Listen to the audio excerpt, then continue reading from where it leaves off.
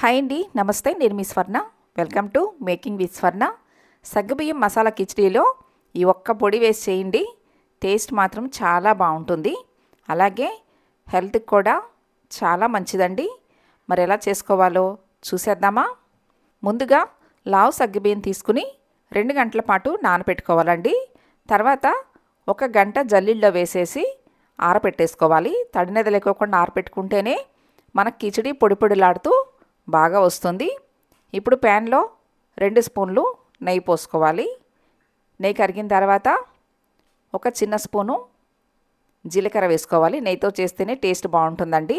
చిటపటమన్న తర్వాత 1 బంగాళదుంప medium size ముక్కలు కట్ చేసుకుని వేసుకోవాలి. తర్వాత 1 క్యారెట్ ఇట్లా మీడియం సైజ్ ముక్కలు కట్ చేసుకుని వేసుకోవాలి. ఈ రెండింటిని 1 నిమిషం పాటు ఇలా నెయ్యిలో వేయించుకోవాలి. 1 రెమ్మ కరివేపాకు వేసుకుని వీటిని వేయించుకోవాలండి. స్టవ్ మీడియంలో పెట్టుకుని వేయించుకోండి. తర్వాత 1 చిన్న స్పూను అల్లం వెల్లుల్లి పేస్ట్ వేసుకోవాలి. అల్లం వెల్లుల్లి పేస్ట్ పచ్చివాసన పోయేంత వరకు వేయించుకున్న తర్వాత ఇప్పుడు క్యాప్సికమ్ ముక్కలు వేసుకోవాలి.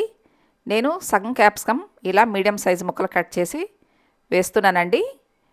ఇవన్నీ కాస్త మగ్గిన తర్వాత చిన్న స్పూను పసుపు, 1 చిన్న స్పూను సాల్ట్ వేసుకోవాలి. ఇప్పుడు 1 చిన్న స్పూను కారం వేసుకోవాలి. తర్వాత 1/2 స్పూను గరం మసాలా వేసుకోవాలి.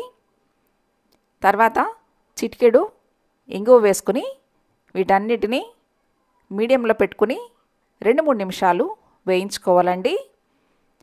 ఇప్పుడు ఇందులో సగ్గుబియ్యం వేసుకోవాలి.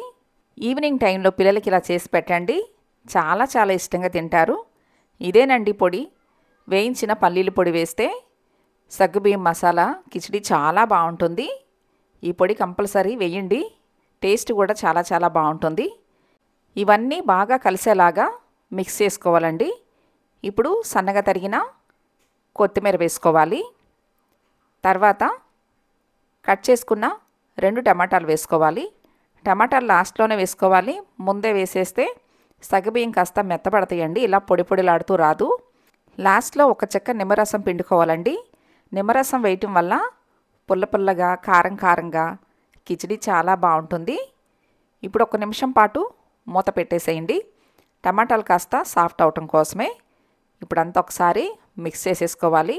ఇంతేనండి. మీరు కూడా తప్పకుండా ట్రై చేసి మీకు ఎలా వచ్చిందో నాకు కామెంట్ చేయండి. ఈ సగ్గుబియ్యం మసాలా కిచడీ మీకు నచ్చినట్లయితే ఈ వీడియోని తప్పకుండా లైక్ చేయండి. మీ ఫ్రెండ్స్ అండ్ ఫ్యామిలీ మెంబర్స్కి షేర్ చేయండి. నా ఛానల్ని సబ్స్క్రైబ్ చేసుకోండి. మరెన్నో టేస్టీ వెరైటీ రెసిపీస్ తోటి మీ ముందుకు వస్తాను. Thanks for watching.